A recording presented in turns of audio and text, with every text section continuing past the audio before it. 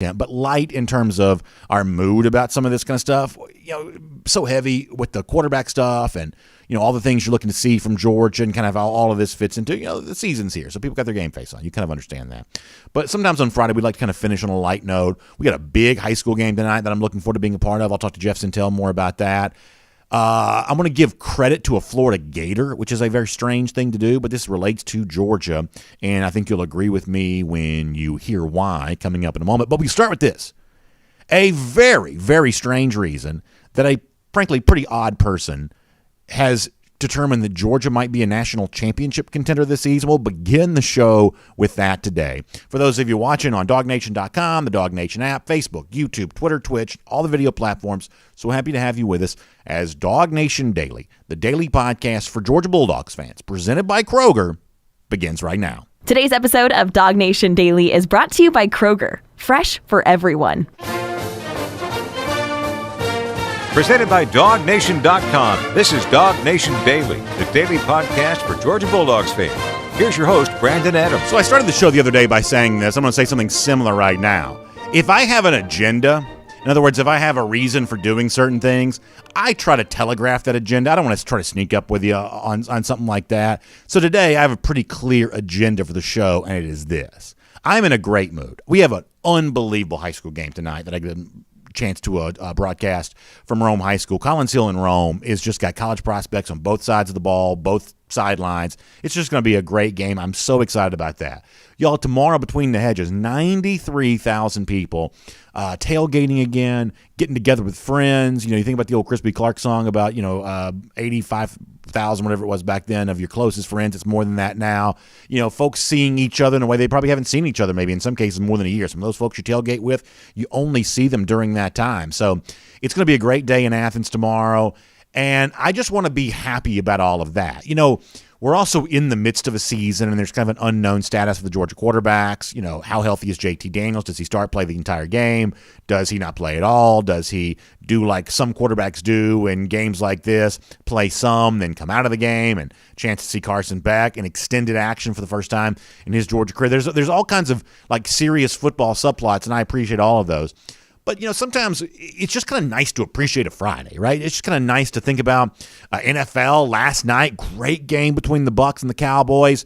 Big slate of that. Once the NFL begins, you have this cool rhythm that you get into where it's like first Thursday night, roll into college football, high school football on Friday night, Monday night game, usually a doubleheader to start the season. Then you're back playing NFL again on Thursday. It's like once the NFL starts, you get into this rhythm where it's just like sports, and just love that. So right now there's a lot for all of us to be happy about. And I don't want to get too fixated on, quarterback drama, injury, parsing words, and all that kind of stuff. So we're going to try to be pretty happy and try to kind of leave today on a very happy note and just celebrate what I think tomorrow in Athens has a chance to be just such a fun day because, when you didn't get a chance to experience the season a year ago, and I was there, lucky enough to be there for those games last year. Most of you were not, and you were missed. The TV ratings were lower without you. The atmosphere was awful without you. If I go the rest of my life without hearing that fake crowd noise pumped in at Sanford Stadium or,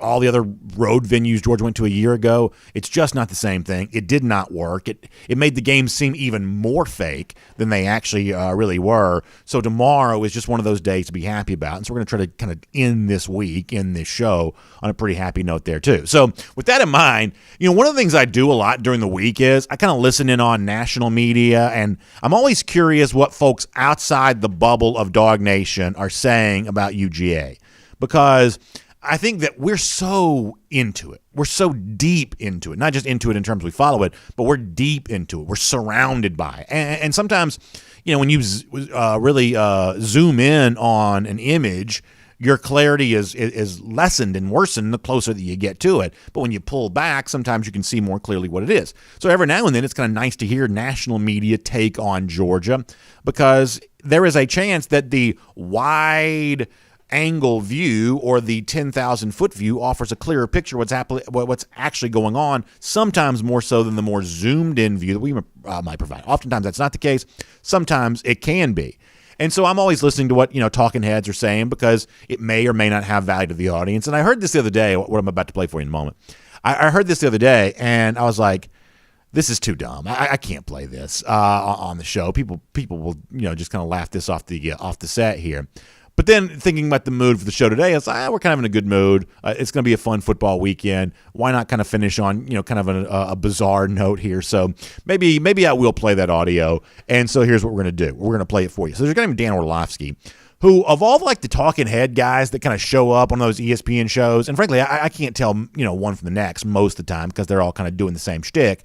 But I would say that Orlovsky, typically speaking, is one of the stranger ones to me for a number of reasons. And I guess if he cuts through the clutter that much, he must be doing something right.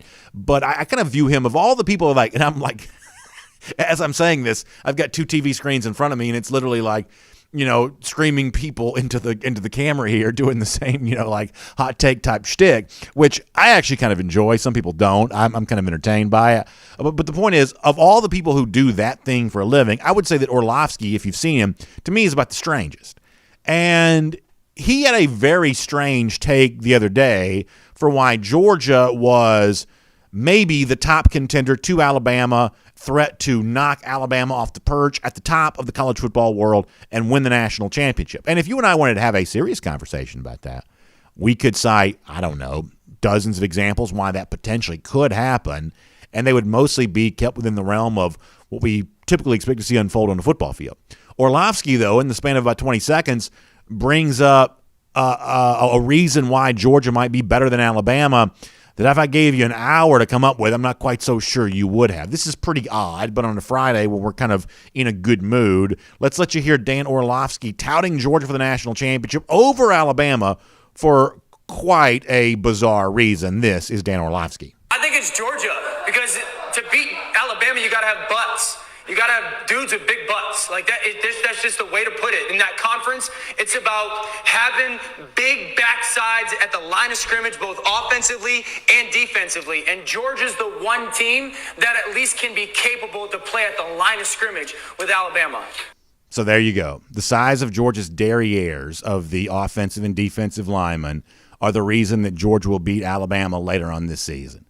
I think at this point in time, we can now say we've heard it all, right? From the time that the hot take talking season starts in, kind of early spring, rolling through the summer, first couple of weeks of the season where people are overreacting to what they saw week one. After a while, every take that could be have is just kind of spewed out. And that was the last one. I think that was the last one that hadn't been expressed. That the size of the Georgia waistlines, the size of the Georgia derrieres, the reason why on the offensive and defensive line that Georgia can beat Alabama. And I think at this point in time, we can now close the book and say all the takes have now been expressed. However, since I'm contractually obligated to have a take on everything, even someone else's take, I guess here's what I'll say about what Orlovsky says there, and it's actually kind of somewhat relevant for the UAB game, and it's also somewhat relevant for what's going to play out around college football this weekend. That what Orlovsky describes is probably pretty important, right? Big, beefy offensive and defensive linemen controlling the action of the line of scrimmage. That matters in most every game you play. It certainly mattered for Georgia last weekend, especially on the defensive line, because Clemson was just put in handcuffs by what Georgia was doing with its defensive front, all those linemen that rotates and plays, but just the front seven in general, that the size, the stature, the physical dominance there at the defensive line of scrimmage was a huge reason that Georgia beat Clemson a week ago. And part of the reason why most Georgia fans don't expect UGA to be challenged at all for the next several weeks, and it is at least possible that Georgia's not challenged at all for the rest of the regular season. I mean, I don't want to get too far ahead of things here. It would be unlikely that'd be the case because 11 college football games, just a long stretch to go without having something weird sort of happen for you. But it is possible that Georgia runs through the rest of the 11 games of the regular season, doesn't get challenged in any of them. And the reason why most Georgia fans are confident now post-Clemson of most of what remains on Georgia's regular season schedule is some of what Dan Orlovsky discusses there, the strength along the line of scrimmage. However, can we agree with this, and maybe we do, maybe we don't, but it's certainly my opinion, that the problem with college football right now is what got you here won't get you there, that what you do to get through the regular season, including a Clemson team on Saturday because of how good the Georgia defense played, that you may be able to win those regular season games with line of scrimmage, But when you actually think about December against Alabama, that's a different kind of game. Look who has beaten Alabama the last couple of years and how they've done it. Think about LSU in Tuscaloosa in 2019. Think about Clemson National Championship in 2018. Think about the teams that really put the big offensive performance together to do that. That wasn't line of scrimmage. That was guys on the outside. That was wide outs. That was quarterback play. That was dynamic playmakers. That's what LSU used in 2019. It's what Clemson used in 2018. That's how Alabama has been beaten in the rare instances when they have been beaten. That also goes back to what we talked about a lot this week. That the good thing for Georgia is now that it's gotten past the test of Clemson, there's actually a little ways to go before Georgia has another test. And what Georgia gets the chance to do is something that I was never very good at when I was actually in school. You know how like when you're in college or in high school and you know you got a big test coming up a couple of months from now and you got all kinds of time to study, but you actually don't do the work, the preparation that you need to do to be ready for that test when it comes. I was always very guilty of that. Well, hopefully the Georgia coaches and players aren't that way because the next big final exam they face doesn't come till December. The odds are, whether it's pretty or not, Georgia probably wins easy on Saturday against UAB, and then easy against South Carolina and Vanderbilt, and maybe even easy against Arkansas and Auburn, and then you kind of roll on. Maybe Georgia's tested by Florida, maybe it isn't. But all of this has the feel of preparation for the big test that'll matter against Alabama. And as much as I kind of laugh at Dan Orlovsky talking about the size of the Georgia players' backsides, the beef on the line of scrimmage only gets you so far against a team that also has that beef along the line of scrimmage. At that point in time, it becomes who utilizes their playmakers better, who identifies their playmakers and then utilizes them when effective game plan. And Alabama has been so good at that for so long. I'm really envious as a fan of the way that Alabama just seems to regenerate that year after year. I'm also hopeful, though, that Georgia can use part of the day on Saturday and many days to come to kind of take steps in that direction. As dynamic as the Crimson Tide was in 2020 or LSU was the year before that, that's probably asking too much, but it may not be necessary to be quite that dynamic. The only thing that really matters is, can you be more dynamic than you've been? Can you get healthier? Can you get more experience for guys that need it? Can you beat up on overmatched opponents? Can you look good while doing so? And can you utilize a game plan that does to a Crimson Tide defense, if you do play him in December, what Steve Sarkisian, as the Crimson Tide offensive coordinator, did to so many people, including Georgia a year ago? Can you exploit it pre-snap? Can you find opportunities as the play is developing? Wide receivers crossing off of each other, playing off of each other. That's what the next few weeks are about. It's what Saturday's about there, too. We're in a good mood about the pageantry and the tailgating and the fun. But once 3:30 comes, the game kicks off. It's a chance for Georgia to get better, to take that step to be the kind of team that can be as much a part of the conversation come December in the championship picture as it appears to be right now. My name's Brandon Adams, and this is DawgNation Daily, the daily podcast for Georgia Bulldogs fans, presented today by Kroger, and glad to have you with us no matter how you get to us here today, live on video. We actually start our First and 15 at 9:45 in the morning. DawgNation Facebook and, the DawgNation homepage of the DawgNation app, your chance to watch right there. We take comments. We've been giving some T-shirts away. Actually, that's been kind of a fun thing to do there, those DawgNation Invasion T-shirts from last weekend, celebrating a great win against Clemson. We've been doing that, so if you've never checked us out on video, at DawgNation.com or the DawgNation app. It's really easy to find. Right there at 9:45, show begins. And then once 10 o'clock rolls around, we welcome in the rest of the video audience. You can just roll right on and watch the show right there on our own platforms, DawgNation.com, the DawgNation app. Of course, podcast, Apple, Spotify, the Google Player for the Android folks. A lot of you listen right there on SoundCloud. I know we had a little bit of an issue at DawgNation.com for a couple days this week, but that's now back up and running, so we're all good there on that front to get you ready to kind of binge some of those podcasts to get up for the upcoming weekend. So good stuff all the way around. Radio, could leave that out, at noon on Athens Sports Radio 960 The Ref. That's good stuff too. And it's all presented today by our friends at Kroger. And listen, a lot of you looking forward to your first tailgate tomorrow, maybe in quite some time. Well, you can make that tailgate a triumph, big savings with our friends at Kroger. All kinds of game day savings, from the barbecue supplies, the chips, the snacks. You can even get team-decorated cupcakes, which sounds amazing to me. First of all, I just love cupcakes, period. But you can imagine like a red and black, maybe a little silver accent going on with some of those team-decorated cupcakes from our friends at Kroger. That's good stuff there, too. Website you can go to find out more about this. It's Kroger.com/football. That's Kroger.com/football, and you can find more about that today. Really appreciate all of that. All right, Jeff Sentell here coming up in a moment. We're going to talk to him about the aftermath from a recruiting standpoint of what happened for Georgia against Clemson, including specifically 5-star defensive tackle Bear Alexander. We will look ahead to possible visitors for the UAB game, and we'll talk about, relatively big name in the 2022 class. It also seems to be getting close to a decision. We'll do a lot of that kind of stuff with Jeff Sentell here in a couple of minutes' time. Before we do that, though, today, I do want to get ready to go around the doghouse. And it's presented today by our friends at Marco's Pizza. And I mentioned this, I think, to our video audience a moment ago. I am loath to want to give credit to a Florida Gator for anything. But actually, I felt like, speaking of like ESPN talking head type people, I felt like a former Florida Gator actually offered a pretty good take on Georgia this week. And this is an example of, I think, a national media type really kind of zeroing in on what's pretty obvious to Georgia fans. So let me set this up, and I'm going to say something about it. So Jesse Palmer, the former Florida quarterback, goes on, I guess Stephen A. Smith's got a podcast, as if he wasn't doing enough stuff already. He also has a podcast. And in the midst of this conversation, Stephen A. expressed some skepticism about Georgia for what it did against Clemson, winning, but maybe not being pretty while doing so, at least in the eyes of Stephen A. And I thought that Jesse Palmer, the former Florida quarterback, someone I typically would not want to give any credit to, I thought the way in which he broke down the Georgia defensive performance, I think, was really astute. And I think it points to something we've been trying to say on this show for a while. That what you saw from Georgia on Saturday was not same old Georgia, good defensively, not yet good offensively. That's not what it was. Because while Georgia has been good defensively in the past, it hasn't been nearly as dynamic against a good team as it was on Saturday. And yes, I still think Clemson's a good team. Yes, I still think Clemson's an explosive offense, but they were not able to show that against Georgia on Saturday because of how dynamic with the pass rush Georgia was. We all noticed that. Did the national media notice? Maybe they did, maybe they didn't. But credit to the former Florida quarterback because he seems aware of that. This is Jesse Palmer with Stephen A. Smith. I'm looking at Georgia, and I saw Georgia beat Clemson 10-3, and everybody's making such a big deal about it. I understand it from a defensive standpoint. Their defense looked elite, but let's be real. It wasn't exactly Trevor Lawrence out there quarterbacking for Clemson this go-round, okay?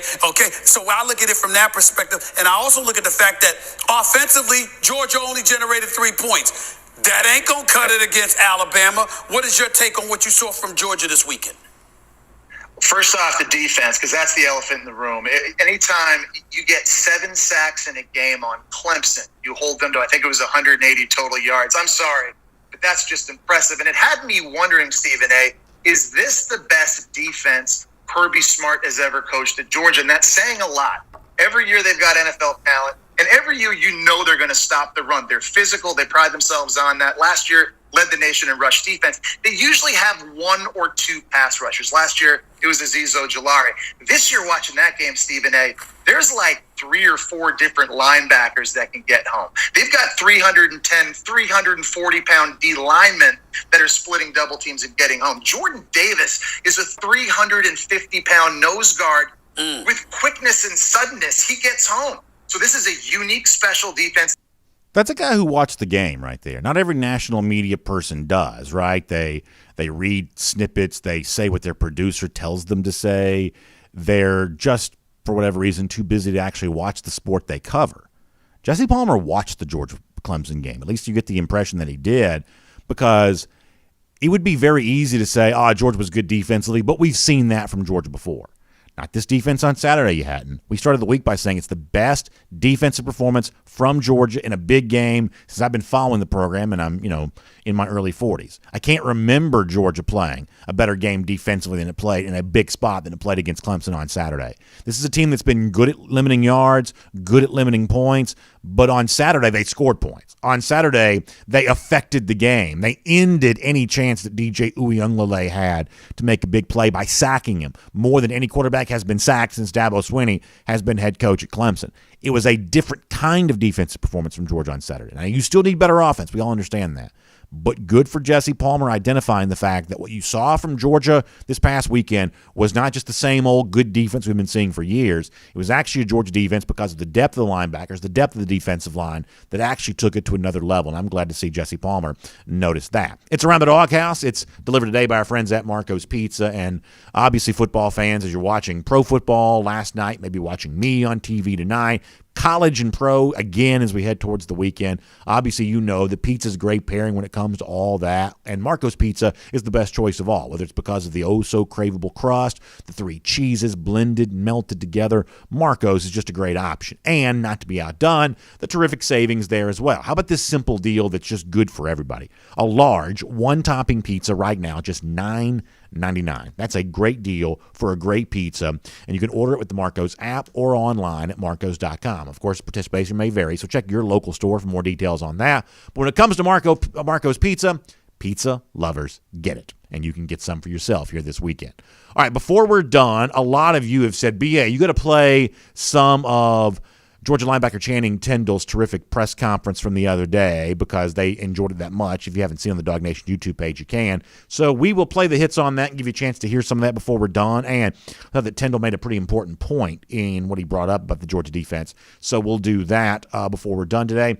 But for now, big look back at who was at the Clemson game, who was impressed by what they saw, what the UAB game could mean from a recruiting standpoint, big names that are kind of on the move around UGA with this 2022 class, and so much more. Let's go on the road, assisted by AAA, with Jeff Sintel, here today on DawgNation Daily. From Athens and across the SEC or wherever the recruiting trail may lead, here's a DawgNation.com insider. Jeff's going to be with us tonight for a very fun game there at the legendary Barron Stadium in beautiful Rome, Georgia. I can't wait, Jeff, in a moment to preview Collins Hill Rome with you because I think it's going to be just a terrific football game. But before that, though, we got some recruiting business to take care of here as we go on the road, assisted by AAA here today. And I want to start with something you've written at DawgNation.com this week. The appearance by 5-star defensive lineman Bear Alexander at the Clemson game last week and his feelings about that, kind of where things stand. It was a timely update with Big Bear after having been in Charlotte for the game. We said on last week's show that while I am skeptical he goes anywhere but Texas A&M, there is clearly some value and meaning to him, coming across the country, halfway across the country anyway, to be in Charlotte last weekend. So you had a chance to catch up with him after the Clemson game. I hope folks will read the story at DawgNation.com, but give us a little thumbnail of kind of where things stand with Big Bear after a big win for UGA. Hey, good morning, everybody. Brandon, that's a solid intro. Got all those bigs in there. I'm going to tell you what was big was the Georgia people. I guess the logistics of the way that visit went, Brandon.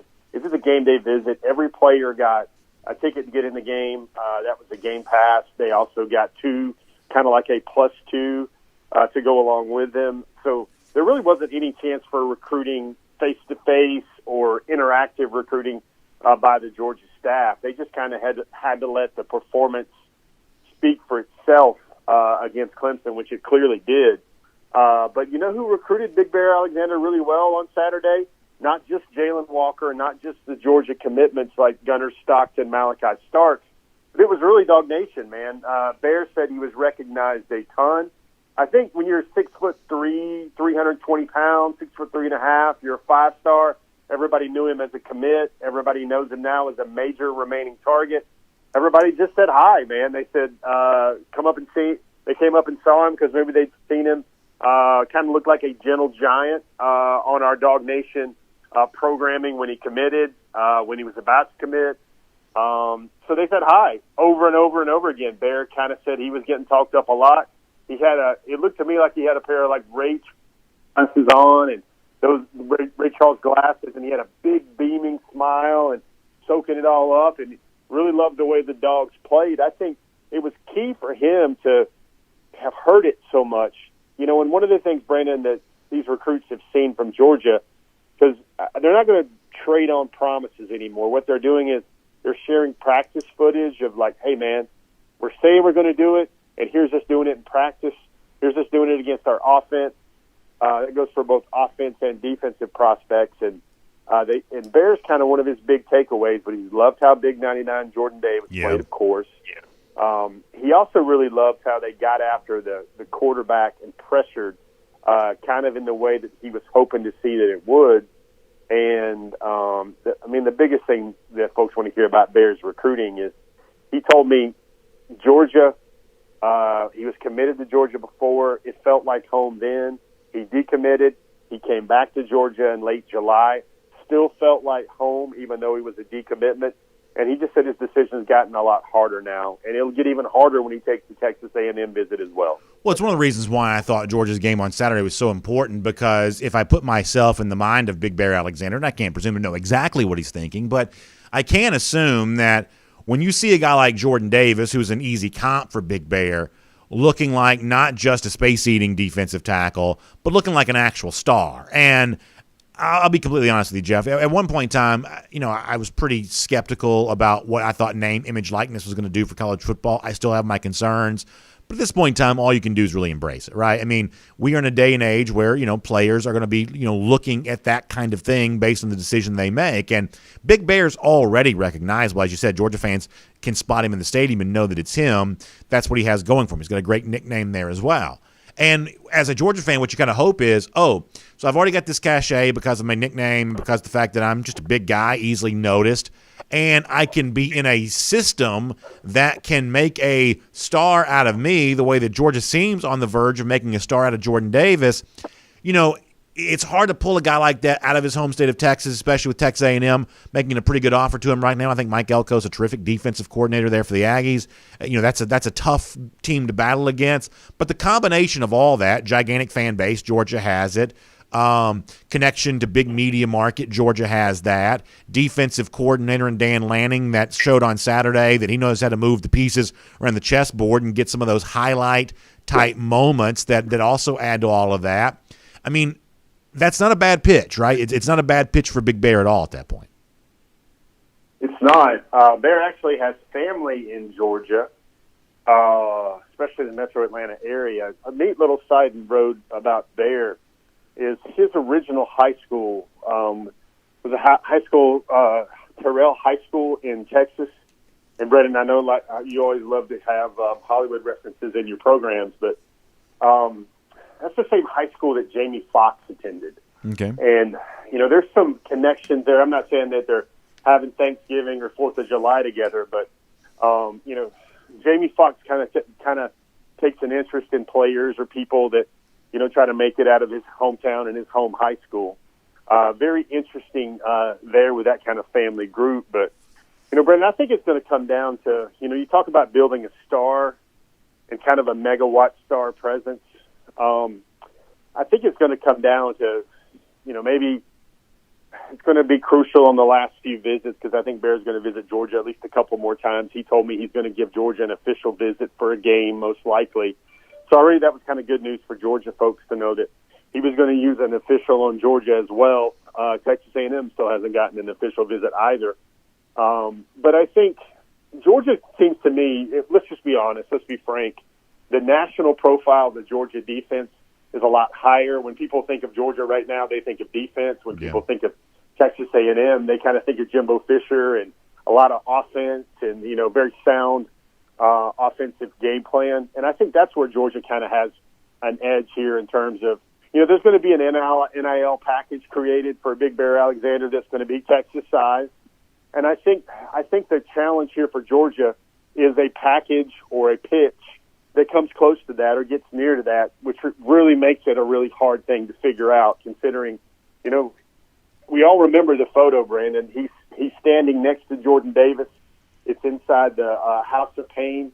And those two guys, Bear's a couple of inches shorter than Jordan, but the barrel chest, I don't know if he's an exact player compliment where he's going to soak up 2 blocks. I don't think Bear is that two on me, somebody's coming free type zero tech nose, but I think Bear's going to do a lot of big things and be just as impactful on a college defensive line. Let me bounce around a couple other recruiting stories here for a moment as we go on the road, assisted by AAA. Saw where Carlton Madden, he's obviously coming close to making a college decision, and I guess the big headline with him this week was maybe going to take a official visit to Tennessee for the Pitt game and now not going to. course, Vols fans may be happy not to have him there. They get dragged by the Panthers on Saturday. But nonetheless, it sounds like that's pivotal, getting to, just given the fact we're getting to the end of Madden's decision timeline here. What is the latest there on Carlton Madden? Yeah, so Madden, I think he's 8 days away right now. He told me that he's probably going to be at Georgia on Saturday. I know that's kind of good news. When you can reschedule an official visit to Tennessee to go watch Georgia play a better team, perhaps, in UAB between the hedges on Saturday. A lot of interest right now around the Cedar Grove program because not only is Georgia recruiting C.J. Madden very well, they're recruiting Christian Miller very well, and Christian Miller is actually taking a very impactful official visit up to Ohio State for the Oregon game. Now, you want to talk about, Ohio State's grand recruiting weekend where they're going to fire a lot of shots for this 2022 cycle. That's going to be big for Christian Miller there because I think his de facto Final Three is always going to have USC, Georgia, and Ohio State in there. Oregon is actually the fourth team, I think, on his Final Four, so that's why it makes a lot of sense for him to see both Ohio State and Oregon. And then you got Big Play K, Kyan Lee, who is a top 10 corner in the 2023 class out of the same Cedar Grove High School defense. With Carlton Madden making his decision on September the 18th, obviously that would be an opportunity for him to again come to Athens potentially, or show up somewhere else on September the 18th. I know the Bulldogs will have a home game against South Carolina that day. So there's a lot of intrigue there. I think, really, Brandon, everybody wants news and everybody wants juice, but I think things are just kind of matriculating right now with recruiting. I know Dan Lanning and the whole staff got on the phone with a bunch of 2023s last night, a bunch of really top prospects for 2023. And really the visit list for Saturday outside of C.J. Madden is, and the commitments that are always going to be there, is a lot of work that's going to be done on the 2024, the 2023, and the 2025 recruiting classes. This is a game where Georgia gets all those guys in there, lets them soak up Sanford Stadium in a big spot, and I think that's when the seeds of a strong recruitment pitch happen with an initial game visit, like the first one in Sanford, Brandon. Since I went back and looked at my records, that was in December against Texas A&M in 2019. That's the last time we were all together in a full stadium capacity at Sanford Stadium. No, it's going to be awesome, and I want to talk to you more about that coming up. And first, though, let me remind folks we're on the road, assisted by AAA here today, and obviously AAA offers us assistance when we're traveling around the southeast and, of course, across the state of Georgia here this time of year.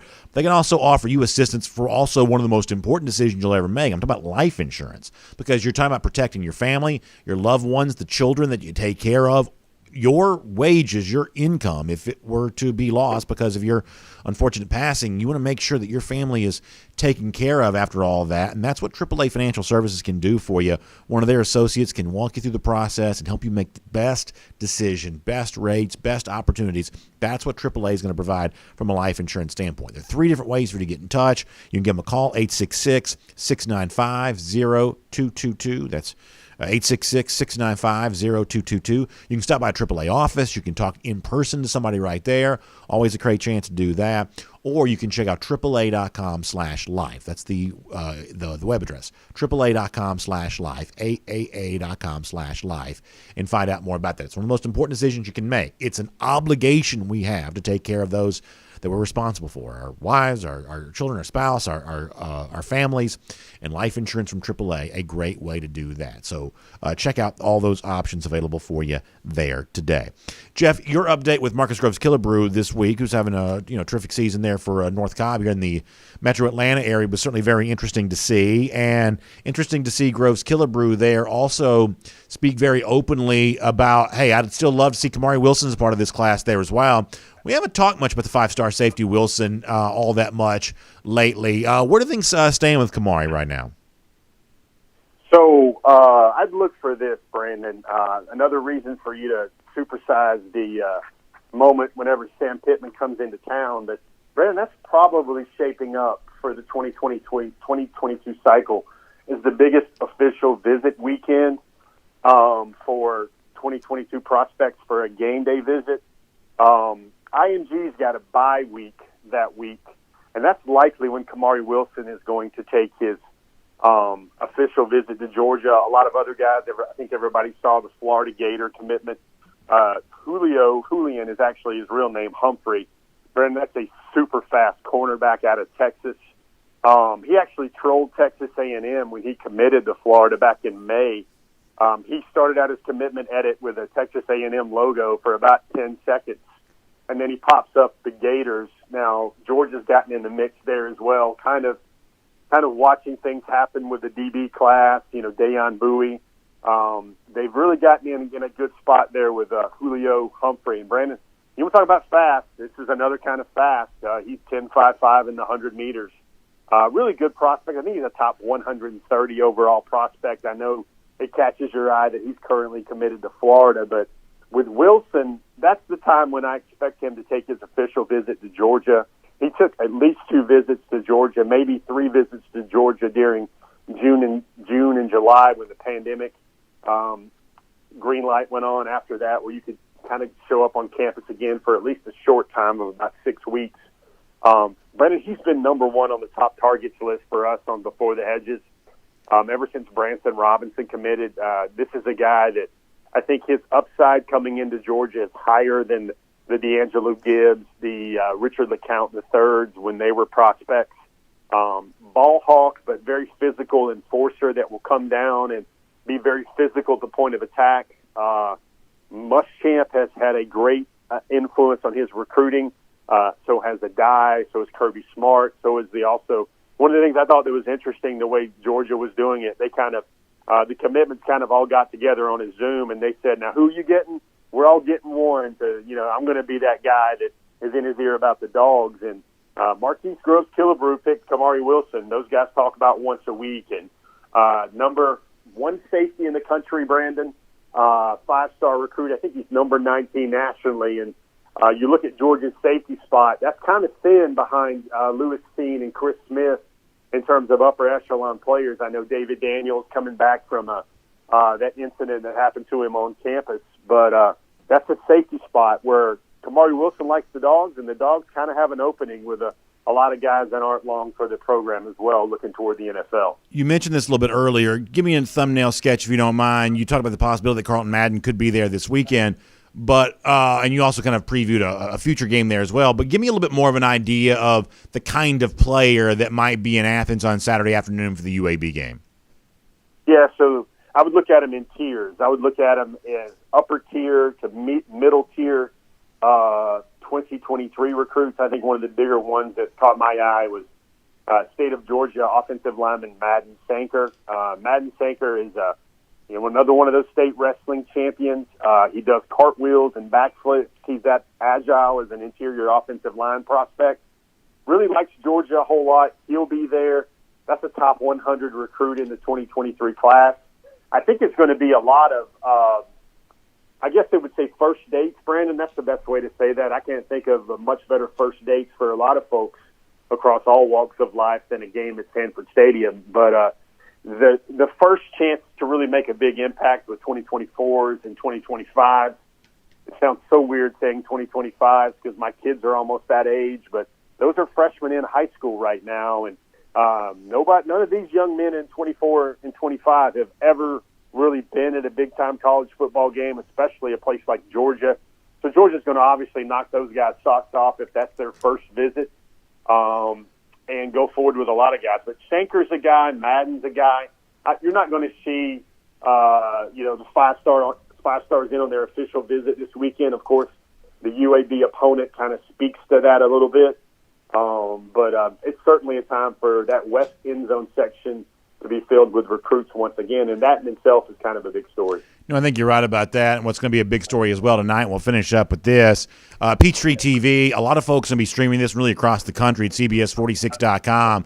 A chance to be at Barron Stadium, one of the great venues for high school football in the state of Georgia, for really one of the best games we're going to have all year long, with Rome hosting Collins Hill. Obviously, folks know, if you follow recruiting in the state of Georgia well, you know the story with Collins Hill, with Sam Horn, the quarterback, going to Missouri. Obviously, Travis Hunter, one of the most dynamic players I can remember seeing in the state of Georgia for quite some time. However, Jeff, there's interest for Georgia fans on the Rome side here. Think about Stephon Green here for a moment, a defensive lineman in a future class. It's got a Georgia offer. I think that Martavius Collins, the 2024 tight end, is a very interesting prospect here who I think in the next couple of years you'll be talking a lot more about. One of those tight ends that kind of plays a lot of that kind of flex-in type position here. So there's college prospects on both teams, both sides of the ball. Certainly Hunter's the huge name because of just how dynamic that he is. But there's some guys on that Rome side that have Georgia offers and are going to be getting a lot of attention in the months to come there as well. This is as good as it gets on a Friday night with our friends at Score Atlanta, Peachtree TV, and CBS 46 tonight. Wow, man, that's a lot of words, Brandon. I'm gonna say this. And Brandon, I know you follow golf. I don't know how well you followed golf. Maybe 10 to 15 years ago, but there was a term that was kind of used called best player never to win a major. I think it was John Feinstein that kind of coined that in his writing. But here's the thing you got to say is about Travis Hunter, folks, is it's kind of like watching. It's kind of like looking at, whatever your parents told you when you were a little kid. That's like, you can't touch it. You can just only look at it. And that's kind of what it's got to be like for Georgia fans watching Travis Hunter tonight. That it's just something that I would call him the best player in the state of Georgia that Georgia really has no shot with in at least the last 5 or 6 years, maybe the best one ever.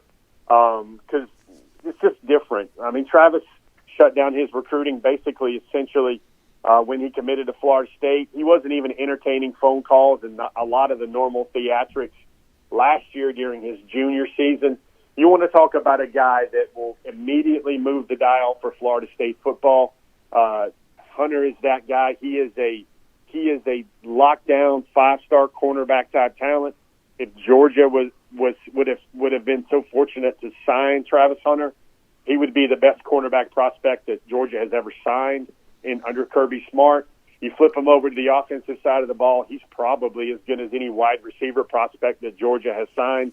You want to talk about a guy that makes like scouting types like myself and evaluator types like myself go, man, this guy's just different. I know it sounds theatrical, but if there was ever a way where the industry would give a kid a 6-star, I think it would be worthy and it would make a lot of sense for Travis Hunter.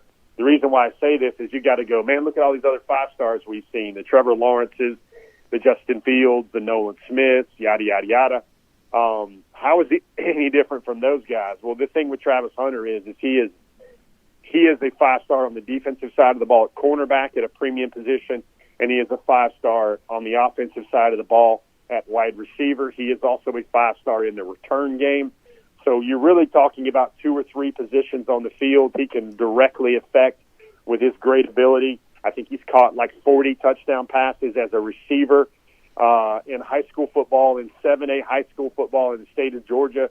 Man, I'm going to quote Joe Wyndon, who is one of the best scouters, one of the best talent evaluators. He runs a service called National Preps, which has all the SEC schools as clients where they evaluate players across the Southeast. And he has a great line. He says, the guys that Georgia recruits and the Floridas and the Alabamas, those guys are dudes.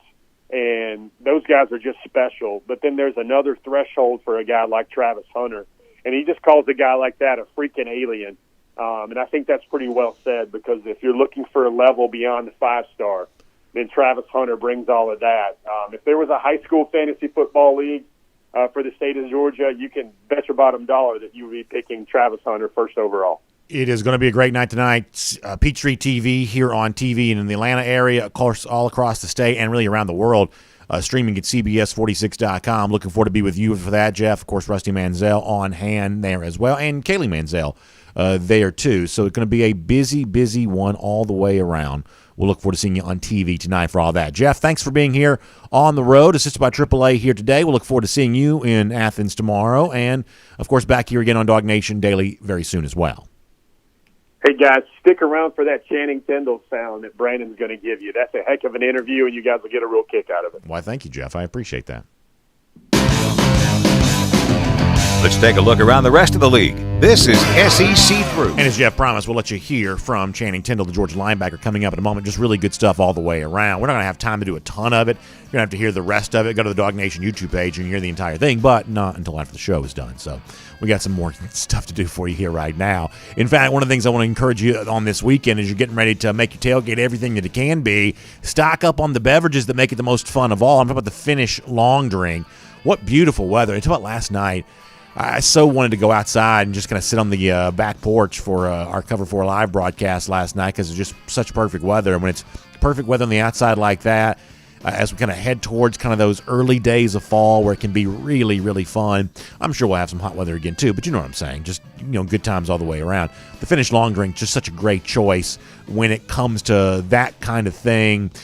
You can go to the longdrink.com and find out where you can pick it up wherever you are. There's 4 different varieties. You can decide which one you think would be the best choice for you, which one you think you'd like the best, because I promise you there's one that's just perfect for you, whether it's the cranberry version here, whether it's the long drink strong, which comes in a black can, which is 8.5% alcohol by volume, which is kind of a fun thing to enjoy. Obviously, you got the long drink traditional. It comes in a blue can. It's kind of like it's almost like a gin grapefruit type mix. You get like the citrus flavor, but the nice liquor kick that goes along with that. It looks like a beer, but it's not. It's in a can, so it looks like a beer, but it's really a ready-to-drink cocktail that you can pop the top and drink it like, a cocktail out of the can, or my wife likes to pour hers into a glass, and that's a cool thing to be able to do there as well. It's just easy, fun to enjoy, and really delicious there too. So thelongdrink.com, you can read the story about how it ended up in the United States of America, coming over from Finland, and now how it's in Georgia and really wherever you are there as well. So decide and learn where you can pick some up at thelongdrink.com. All right, a little bit of an overview of the college football weekend here, which on paper to a lot of people does not seem like a great weekend. We are college football obsessives, so we kind of view the weekend a little differently than some do. And in fact, I think this is what I've kind of zeroed in on, the big storyline in the SEC for this weekend. Now, on the one hand, it kind of seems like, well, you've got a lot of SEC teams who are in underdog spots. Obviously, Arkansas against Texas. South Carolina has been one briefly against East Carolina, but at this point in time, that's kind of swung back the other way. Obviously, Mississippi State's a big underdog against NC State. Or not a big underdog, but they're a home underdog to NC State. Tennessee's an underdog to Pitt. You've got these, underdog spots here for some of these SEC teams. And then at first blush, just seems kind of unusual because you don't see a lot of early season non-conference games with this many SEC teams who've been positioned in the underdog role. But beyond that, that's been kind of the story going into Saturday. When we get back here again on Monday for these SEC games not involving Georgia, here's what I really think the storyline's going to be, and I'm going to give you about 3 different names that could potentially emerge as this. I think we're going to come in here on Monday with the potential of a new star having emerged in the SEC. Now, one of these is a maybe will happen, and one of these games is it's an either-or type situation. So let me start with the maybe this will happen. And admittedly, I kind of hope this does because I kind of like the team, certainly in this role. Let's talk about Treylon Burks here for a minute as the Arkansas wide receiver. Banged up a little bit last week. It was not a great game for the Hogs, admittedly, week 1 against Rice. KJ Jefferson, the quarterback, struggled, but an unhealthy Burks was one of the reasons why. There is reason to believe that he's maybe healthier going into the game against Texas on Saturday. This is obviously a big spot for an Arkansas team that wants a signature win for Sam Pittman. A lot of folks don't like Texas. I'm one of them, so emotionally it's very easy to line up with the Hogs right here. I think that Reynolds Razorback Stadium is very sneakily and quietly one of the best venues in the SEC. I think it's a really fun stadium. I think it's going to be rocking and rolling. This is an old-school rivalry that a lot of old-school Arkansas fans have great appreciation for. And the new school folks, a lot of them just don't like Texas, period, so it becomes easy for them to get involved there as well. But in order to win the game, you got to do some things on the outside. And Burks as a receiver with Kendall Briles devising an offense that actually gets him open, that utilizes everything that he brings to the table. If we're talking about Arkansas keeping this close, or if we're talking about Arkansas doing what I think they have a chance to do, which is actually go out and get the outright win, if we're talking about that from Arkansas come Monday, I think we're also talking about Burks as now being a little bit of a household type name amongst SEC fans as one of the real dynamic playmakers, and for an Arkansas team that arguably plays the toughest schedule in the country and would seem to be a win that most of the SEC West has circled. If Traylon Burks shows up against Texas the way that I think that he might, all of a sudden that game becomes a little more difficult to circle on your schedule as the obvious easy win. The two other names I want to give you here for a moment are both the quarterbacks in the Kentucky-Missouri game. This is the classic example of if you're really obsessed with the SEC, I think you find Kentucky-Missouri to be fascinating. I know that I do. I think this is an unbelievably entertaining game, although it's not really on the national radar at all. Now, part of this is because of the fact that Kentucky has attempted over the course of the offseason to totally upgrade its offense. Eddie Grant is gone, new coordinator in place, new starting quarterback too. At one point in time, I think a lot of us thought Joey Gatewood was the quarterback of the future for the Wildcats. But last week we saw Will Levis for the first time in that role as Kentucky starting quarterback. And based on the way that he played week one, moving into his first SEC game here in week two, you have a thought that, wow, Will Levis could really prove himself to be one of the upper half quarterbacks in the SEC. Have a chance to be really a dynamic player, and on Saturday against Missouri, he has a chance to show that. But let's not forget, Missouri won this game a year ago, 20-10. Connor Bazelak had a good year leading the offense of Eli Drinkwitz last season. And my pick in the game is Missouri. You've heard me say that. I actually think it's Bazelak who emerges as the quarterback that people are talking about after this.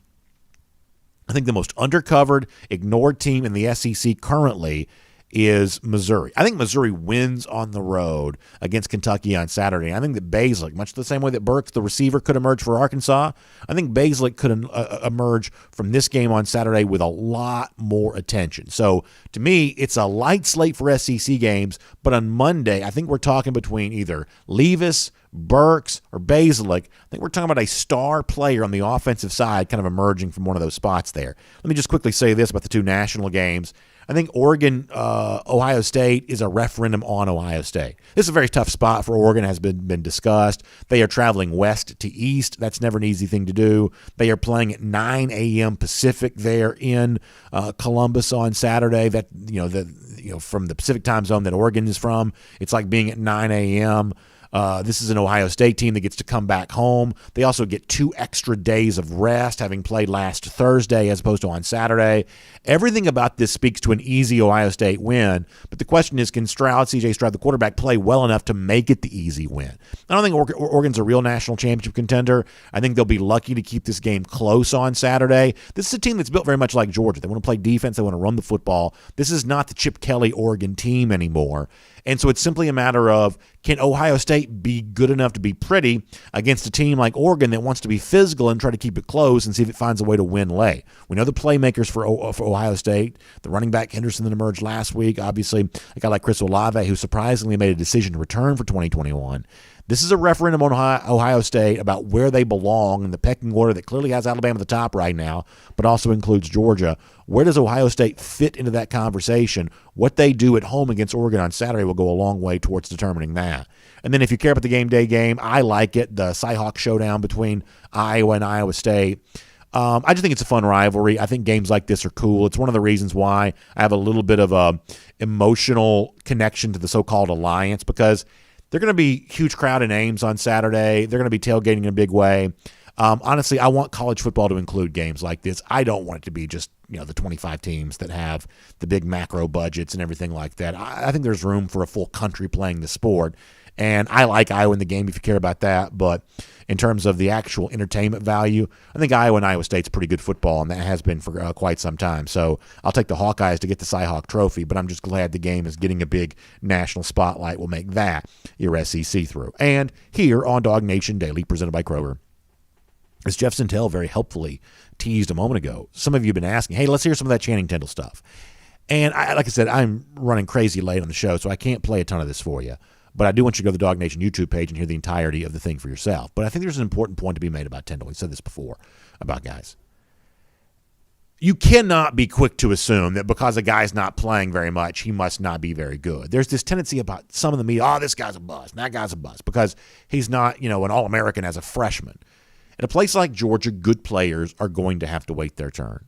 And good players with good souls are willing to stick it out. They're willing to fight. They're willing to be patient and let the world come to them, as opposed to trying to control every outcome in a world in which outcomes really can't be controlled very well. And Georgia's got a lot of these guys in the team right now. And Tyndall's very good. I mean, it would not surprise me at all if Channing Tyndall's playing in the NFL. And it wouldn't surprise me if he's playing more in the NFL than he actually is right now at Georgia, just because that's the way that his career's kind of worked out. I think he's a really, really special talent, and I think that's always been true. But this has been a deep roster where the guys ahead of him have been playing very well, much the same way that we've talked about Azeez Ojulari blocking Jermaine Johnson from getting as much playing time as he wanted. He went to Florida State. Nolan Smith, Adam Anderson, guys who we think can have big seasons for Georgia, had big games against Clemson, but the presence of Ojulari made it hard for them to get on the football field. You've had the same thing with the inside linebackers there as well. And Tyndall's a pretty special guy, and he seems to have pretty special character there, too. He's also incredibly entertaining. He has character, and he is a character, if you kind of get what I'm saying about this. A lot to like about him all the way around. And Georgia fans ought to notice it. Georgia fans ought to pay attention to those guys that could have gone somewhere else. He's from Columbia, South Carolina. I mean, I don't want to paint too broad of a picture here for you, but I mean, he probably had some places he could go if things weren't working out for him at UGA, and he's not chosen to do that. He's chosen to be a part of the depth here, and now he's a part of the leadership, and now he's a contributing player, and all of that is really worth celebrating. And the attitude that he put on display this week, speaking to reporters, after really going through a lot to get to the point where he was a big-time performer for Georgia in limited role, even still on Saturday, which is really good stuff all the way around. So here's a small taste of something you ought to get more of at the DawgNation YouTube page. It was great this week from Channing Tyndall. Take a listen. UGA defense has always been good in my eyes. So, we just trying to, regardless of who out there, it's a standard. We all, just trying to carry the tradition. I feel like it was good. Trez was here with Monty. Roquan, you just have a lot of good legends here that's been playing, that's in the league now, that's just been doing the job. We don't want to let them down, and we don't want to let ourselves down, so we just going to keep pushing. I mean, listen, if you could bottle that, you'd want to sell it. If you could, give that to other coaches, you just want as much of that as you could possibly get, of that kind of attitude of, hey, I'm a part of a great defensive legacy. Now I'm contributing to that great defensive legacy. I'm not asking that anything be given to me. I want to take it for myself when I get my chance to do that. Look, I just got an incredible respect for that, and it's the kind of thing that Georgia fans ought to notice. There are a lot of guys that over the course of the last couple of years on a very deep roster that have chosen to stick it out and chosen to wait their turn. And they ought to be credited for doing so, because their time may be coming right now, and they're certainly making the Georgia defense better now because they've chosen to remain here. And I think that's really good stuff. Tyndall's a good player, and on the basis of the press conference we saw from this past week, he's a pretty good dude there as well. All right, so one of the things we haven't really talked as much about in today's show, because we just really talked about it a lot yesterday, was the chatter around JT Daniels and will he start on Saturday. Pretty fun golden shoe submission related to that. Jacob Alexander sends a video shot of Jeff, myself, and Connor Riley last week from our DawgNation Invasion tailgate with Connor with the thought bubble saying, did y'all hear about JT? And that's a pretty good representation of what a lot of Georgia fans were doing here this week, saying, did you hear about JT Daniels, and sifting through all those rumors. Now we're left to decide where it all goes from here. So good stuff from Jacob Alexander. You are a golden shoe winner for today. Gator Hater Countdown, even 50 days from right now. Dogs get some revenge against the Gators. We will see you Monday. Enjoy the weekend and the game. This is DawgNation Daily, presented by Kroger. Have a great day, everybody. And on video, time out for our R.S. Andrews cool down, air conditioning, heating, plumbing, and electric. R.S. Andrews, the one you turn to for all of that. They show up on time. They do the work that's promised for the price that's promised. You can trust R.S. Andrews for all of that for you. All right, so we're going to get some comments, pretty rapid fire style here, and we're going to get ready to bounce out the door after that. I'll go DawgNation.com, then I'll go DawgNation YouTube, then Facebook, and then we will be out the door after that. So hope all of you are doing good. Hope you're getting ready for a fun weekend. Hope you're getting a chance maybe to either come to the game or gather with friends and watch the game, whatever you do, and hope it's great. Brian Whitehead says, if Georgia Tech loses to Kennesaw, is Jeff Duncan on the hot seat? So I'm going to jokingly say, I don't think the lieutenant governor will have his status called into question because of the game. But Jeff Collins could very well be in some real trouble here. And I'm saying that, obviously, I'm just giving you a hard time. But maybe Jeff Duncan should have his status right on the spate of this Georgia Tech game. Would you start doing like a California thing, start recalling politicians in Georgia if the one of the in-state schools loses? Maybe it could get that bad. But one of y'all brought this up to me the other day, and this was not really on my radar. I mean, I think if you're Tech, you just got to be so careful with Kennesaw State. You just got to be so careful. And actually, to show you what a dork I am, I was actually thinking about this yesterday because I was doing something I was thinking about. So deep down, Jeff Collins has to know that, right? Like, he has to know that it is awful for him if his team struggles against a disciple of the coach that Tech decided it was tired of, right? I mean, he knows that. Is there a chance, and you're gonna laugh when you hear me say this, but just hear me out on this.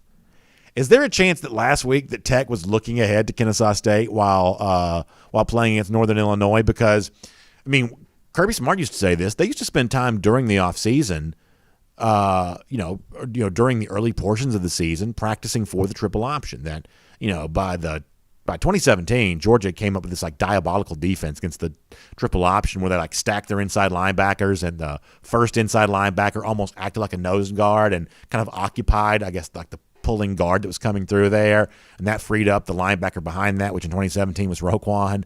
And there was just nothing you could do about it. I mean, like, that literally rendered the triple option worthless. When that, guard swinging in there to open up that running play, when he was occupied and the other inside linebacker was roaming free, when you have the athleticism that Georgia has, it was impossible for the offense to do anything at that point in time. And Georgia used to work on that a little bit, during the season. Smart was very open that they did that. So you got to wonder if Collins, who's, he's former defensive coordinator at Florida. I mean, this is a guy that's been around for a while, and he's obviously doing terrible at Tech, but, this is not a guy that absent credentials as a head coach. So you got to think maybe he's been spending some time getting ready for that triple option. Maybe there was a chance they were looking ahead to Kennesaw State last week, and that's what got him tripped up against Northern Illinois. It's at least worth thinking about. Randy Hall says we got to get that chortle button in place before Carlton Madden commits. Boy, Randy, I sure would like to be able to commit to doing that, but our dance card is pretty full right now, but I would like to be able to. And Brian Whitehead, I was just giving you a hard time about the Jeff Duncan thing. Chase Barbie says, I'm loving Arkansas and Sam Pittman. I do like that team. Now, obviously not in comparison to Georgia. Some of you'd say not in comparison to Texas A&M. But I like Arkansas. I love Pittman. I just love him, and frankly, I like their coordinators a lot too, to be honest with you. But they're just fun. Like, Pittman gets the like, he comes across as like an everyman style vibe, and I think that really works. He is their version of Ed Orgeron.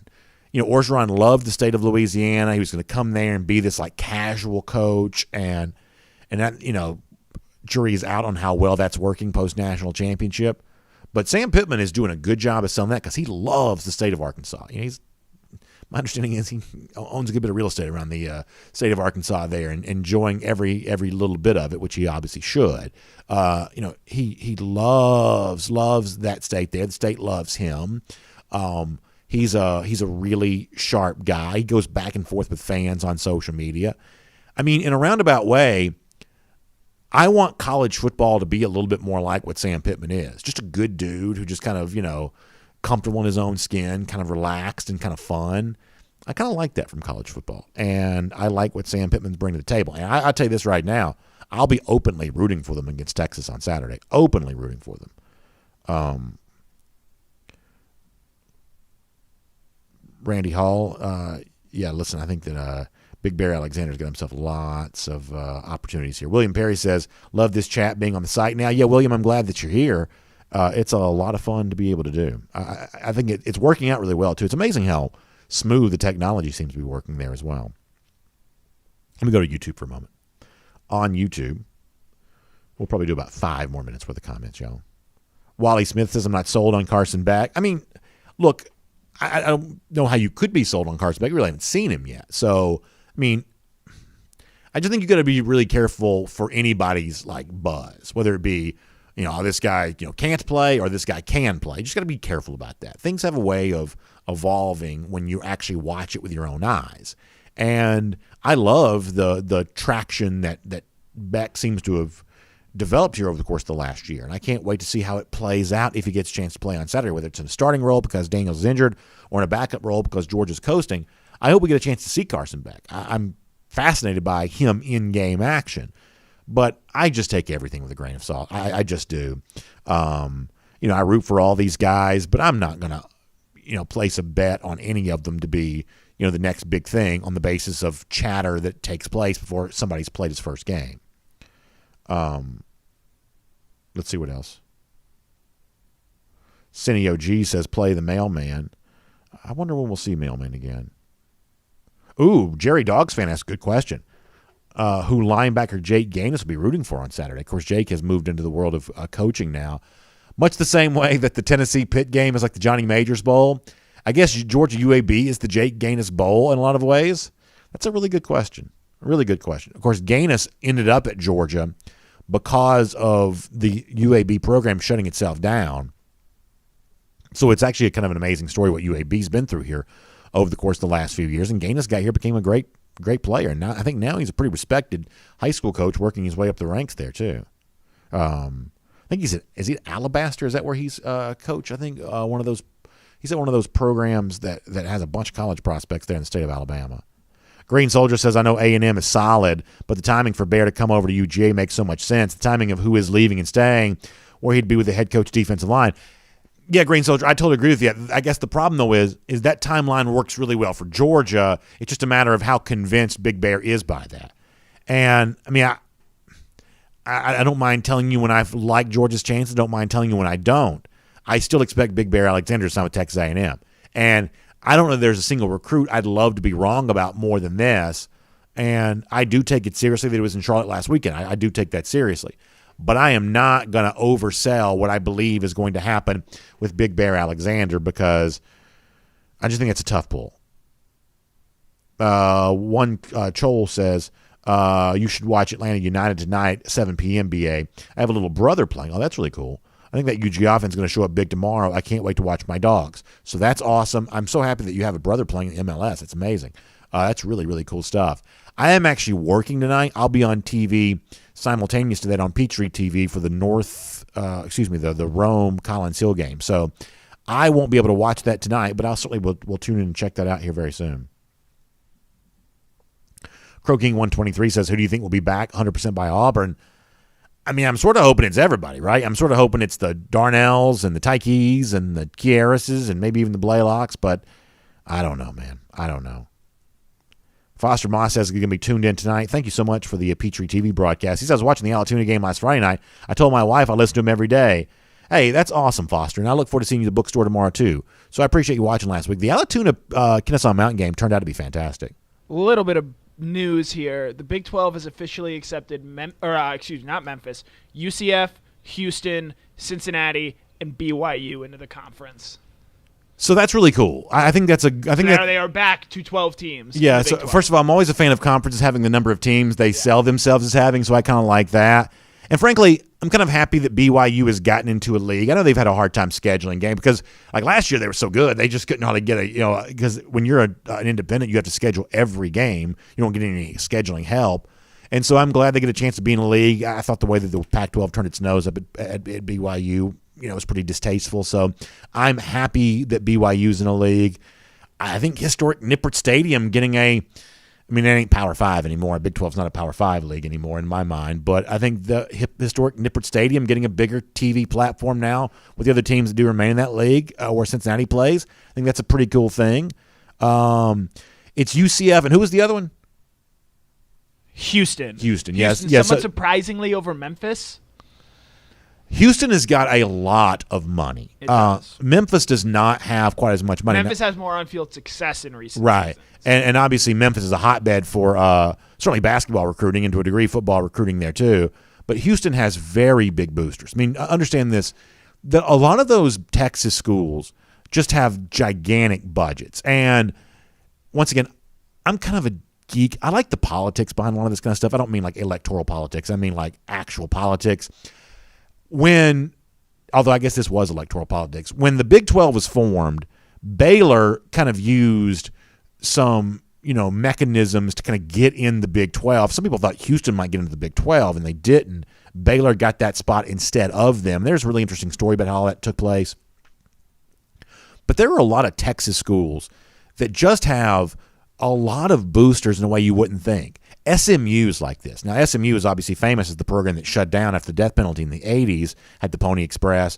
But even now, there are people that spend money on SMU football. They're a factor when it comes to coaching hirings and things like that, almost like a bigger program is because they have boosters. Texas built a stadium. I mean, you don't see a lot of college football programs that build stadiums, but Houston built an on-campus stadium. They used to play their games in the old Astrodome. That's when like Andre Ware and David Klingler, those programs that those quarterbacks play, they played in the old Astrodome. But years ago, they built a new stadium. They play in a kind of a cool venue there. So there's some money associated with Houston. It's also, it's like the fourth biggest metro area in the country too. So Memphis, who has had some success, they don't get the call there. Memphis is a major factor in basketball recruiting right now, but that doesn't really move the needle in all of this. So in a roundabout way, I'm kind of happy about that. I actually kind of like the American Athletic Conference as a league. I think it's done some good things for the sport. And the fact that teams like Iowa State, Oklahoma State, Texas Tech, now they have somebody to play. As I said before, this is not really a Power 5 league for them anymore. This is more of a group of 6 now. They have more in common with the Sun Belt and the AAC, and in some cases, not even obvious they'll be the best of that group. But I'm at least glad the league is forming here around that. I haven't been to Facebook yet. Let me get a few Facebook comments, then we got to go. So that was not necessarily unexpected news to come out today, but it is now official. There were some votes and some things like that ongoing the last couple of days. So good for them all the way around on that. Over here on Facebook for a moment. Isaac Cruz says, I need to get one of my interns to make Eddie some Savage pads. What if I could have this army of interns who were like, expert craftsmen when it comes to like tiny little shoulder pads? I would like to do that though, Isaac. That'd be really fun. Edward Moore, happy birthday, Edward. That's awesome. I'm glad you're here today.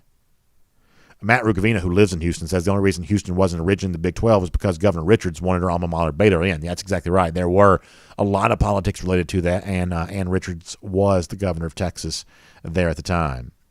Jeff Boyle says, are there any traffic problems in Athens on game day? Honestly, the last couple of years it's better than it used to be, but it'll be crowded tomorrow. I mean, what I generally find is early in the season, traffic is worse than it sometimes is later in the season. There are a lot of folks who are going to be very excited about going tomorrow. And what's going to happen is the game day traffic is going to get bad earlier. I mean, the problem with Athens is that, there's just only a couple of roads in, right? I mean, Athens, generally speaking, is a very small town.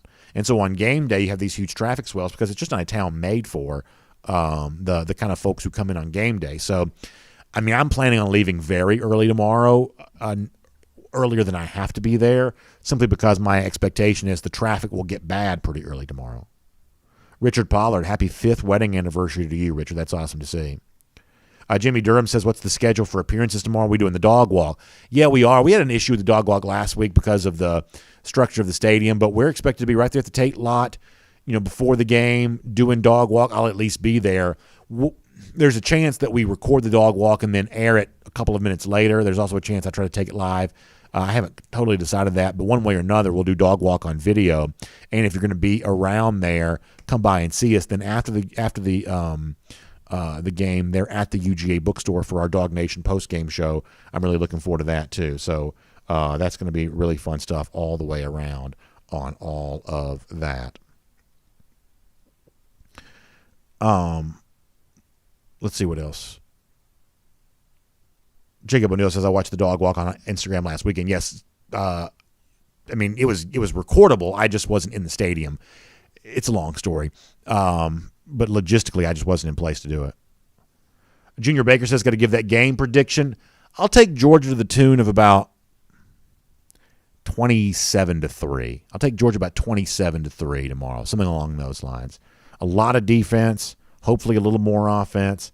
Give me Georgia about 27-3, and I know the line's moving the direction of the Blazers here a little bit, but that's also underneath the original spread. All right, last thing before we go. Paul Moon says our defense is good enough to give out our offense some time to get things figured out. Going to be a fun season, y'all. I agree with Paul on that this is the luxury you earn for yourself when you take care of your business early. Now you get a chance to get your ducks in a row over the course of the next few weeks. If Georgia lost to Clemson, the UAB game's a lot more of a proving ground. Georgia's got to show that it's better than it looked last week against Clemson. you'd have unpleasant conversation. But once you win, there's some spoils that go the way of the victor. And part of those spoils for Georgia is a comfortable developmental phase that to a large degree is going to take place outside the national spotlight. There's not going to be a lot of examination of Georgia over the course of the next couple of weeks. For the most part, unless Georgia shockingly almost loses or something, for the most part, Georgia's not going to be a big headline on any of the ESPN shows or anything like that, which is just fine, right? Georgia needs to be ready for, as Mike Griffith, I think, correctly pointed out, either early October, first Saturday in October against Arkansas, certainly the road trip to Auburn the following week on October 9th. The Georgia offense either needs to be healthier, more seasoned, just better by the time you get to that second month of the season, and they've got a chance to do just that. Boy, a lot of good comments. I wish I could take more of them. We got to go for today, though. Hey, thanks for being here. Y'all make sure to check out the Atlanta Journal-Constitution online at ajc.com. Fun look ahead of the Falcons and Eagles on Sunday. A very interesting breakdown of everything that's going to be going on there. You can read that online, ajc.com. Obviously, the start of the Arthur Smith era, the first game in the post-Julio Jones era. There is a lot of things set to unfold for that Falcons team on Sunday against Philadelphia, so that should be fun stuff. And on a more serious note, we're obviously looking at 20 years back since 9/11, a date, if you're old enough to remember it, it still obviously lives just deep in your mind, and hard to believe it's been 20 years, and obviously different people have different feelings about how things have kind of unfolded over the course of those last couple of decades. But nonetheless, it was a pivotal moment in our nation's history, and reflecting back on it, and I think a solemn way, is an appropriate thing for this weekend. So very interesting stuff at the AJC regarding all that there as well. And look, we don't talk politics on here, but the politics stuff is obviously fascinating there too. So it's important to know what's happening in the world, and the Atlanta Journal-Constitution online at ajc.com gives you a chance to do that too. So thanks for being here. Check out R.S. Andrews for your air conditioning, heating, plumbing, electric needs. Shortly after this show is done live, the Go With The Flow, our R.S. Andrews gambling show, where we make our picks against the spread, that's going to be up today. That'll be a lot of fun. It always is. And we'll see you in Athens tomorrow, back here Monday for DawgNation Daily, presented by Kroger. We'll look forward to talking to you then, everybody. For more DawgNation videos, check out youtube.com/DawgNation.